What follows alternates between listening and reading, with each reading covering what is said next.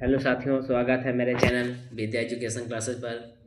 तो आप लोगों का पढ़ाई कैसा चल रहा है, कमेंट में ज़रूर बताएं।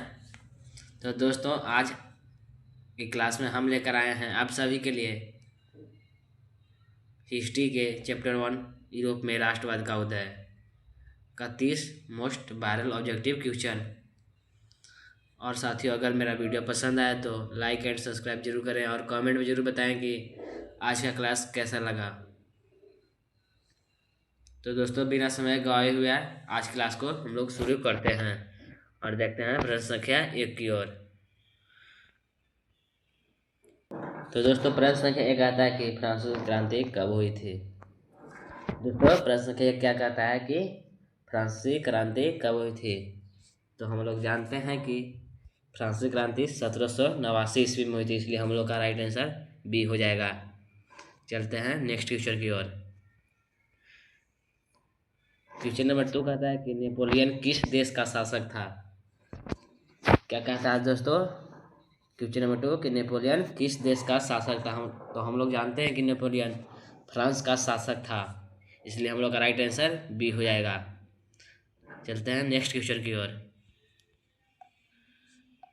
क्वेश्चन नंबर 3 कहता है कि नेपोलियन संहिता किस वर्ष लागू हुई थी। तो हम लोग जानते हैं कि नेपोलियन संहिता 1804 ईस्वी में लागू हुई थी, इसलिए हम लोग का राइट आंसर बी हो जाएगा। चलिए नेक्स्ट क्वेश्चन की ओर चलते हैं। तो दोस्तों, 4 नंबर क्वेश्चन कहता है कि बीना कांग्रेस कब हुई थी। तो हम लोग जानते हैं कि बीना कांग्रेस 1815 ईस्वी में हुई थी, इसलिए राइट आंसर बी हो जाएगा।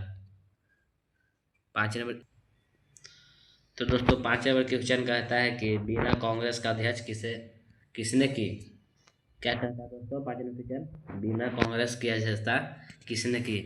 तो हम लोग जानते हैं कि बिना कांग्रेस की अध्यक्षता मीटरनिख ने की थी, इसलिए हम लोग का राइट आंसर बी हो जाएगा। चलिए 6 नंबर क्वेश्चन की ओर चलते हैं। 6 नंबर क्वेश्चन कहता है कि यंग इटली की संस्था के संस्थापक कौन थे।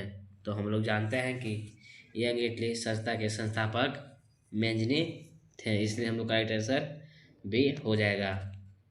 चलिए 7 नंबर क्वेश्चन की ओर चलते हैं।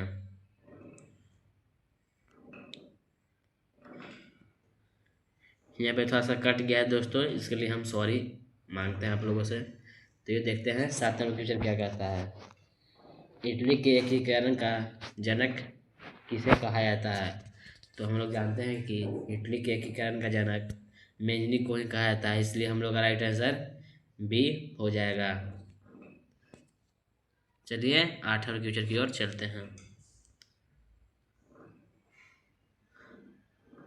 8 नंबर क्वेश्चन करता है दोस्तों कि जर्मनी के एकीकरण का नेतृत्व किसने किया। तो हम लोग जानते हैं कि जर्मनी के एकीकरण का नेतृत्व में बिस्मार्क ने किया था, इसलिए हम लोग का राइट आंसर सी हो जाएगा। चलिए 9 नंबर की ओर चलते हैं। 9 नंबर दोस्तों कहता है कि रक्त और लौह की नीति किसकी थी। क्या कहता है दोस्तों, रक्त और लौह की नीति किसकी थी। तो हम लोग जानते हैं कि रक्त और लौह की नीति बिस्मार्क की थी, इसलिए हम लोग का राइट आंसर बी हो जाएगा। चलिए 10 नंबर क्वेश्चन की ओर चलते हैं। 10 नंबर कहता है दोस्तों, जुलवेरिन क्या थी। क्या कहता है 10 नंबर क्वेश्चन कि जुलवेरिन क्या थे। तो हम लोग जानते हैं कि जुलवेरिन सीमा शुल्क संघ थी, इसलिए हम लोग का राइट आंसर बी हो जाएगा। 11 नंबर क्वेश्चन की ओर चलते हैं। 11 नंबर क्वेश्चन कहता है कि जुलवेरिन की स्थापना किसने की थी। क्या कहता है दोस्तों कि जुलवेरिन की स्थापना किसने की थी। तो हम लोग जानते हैं कि जुलवेरिन की स्थापना परसा ने की थी, इसलिए हम लोग का राइट आंसर बी हो जाएगा। चलिए 12 नंबर क्वेश्चन की ओर चलते हैं। 12 नंबर क्वेश्चन कहता है कि फ्रैंकफर्ट संसद कब हुई। क्या कहता है दोस्तों कि फ्रैंकफर्ट संसद कब हुई। तो हम लोग जानते हैं कि फ्रैंकफर्ट संसद 1848 ईस्वी में हुई थी, इसलिए हमको राइट आंसर बी हो जाएगा।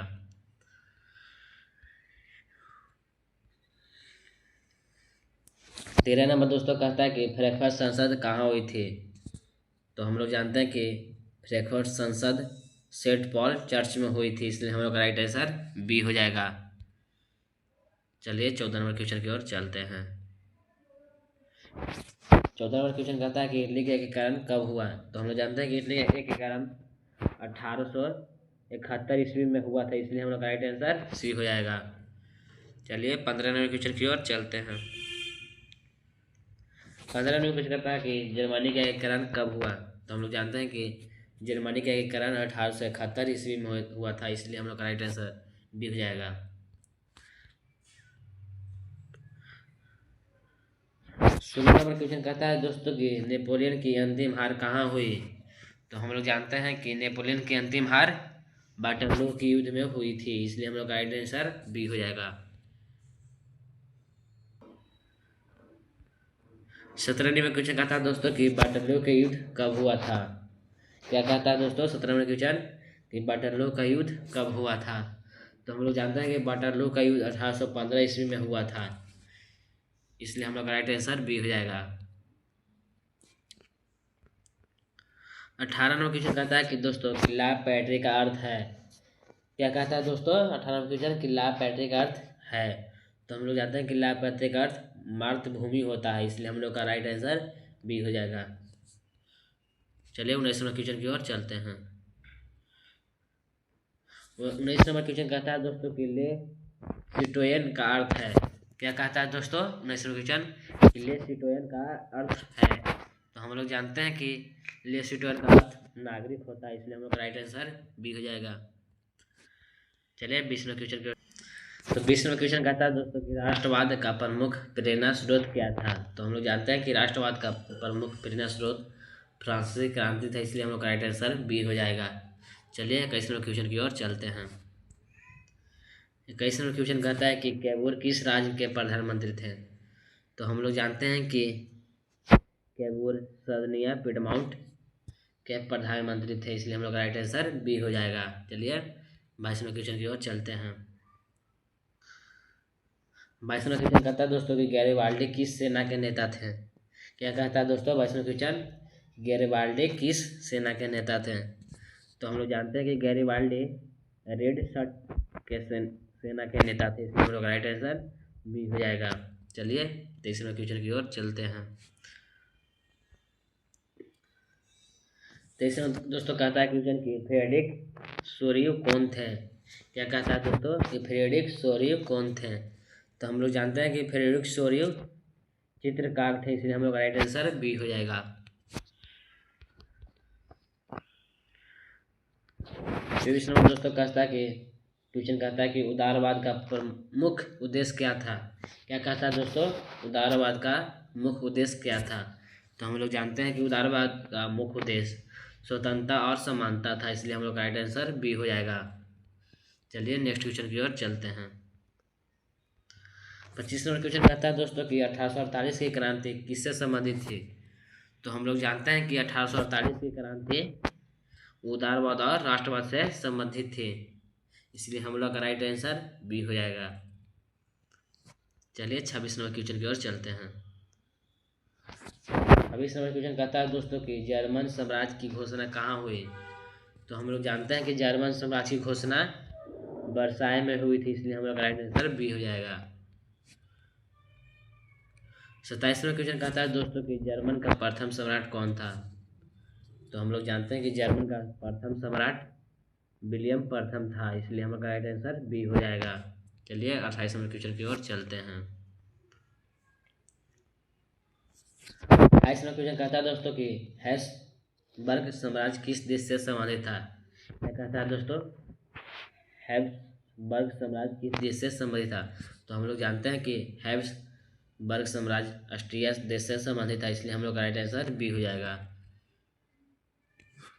29 नंबर क्वेश्चन की ओर चलते हैं दोस्तों।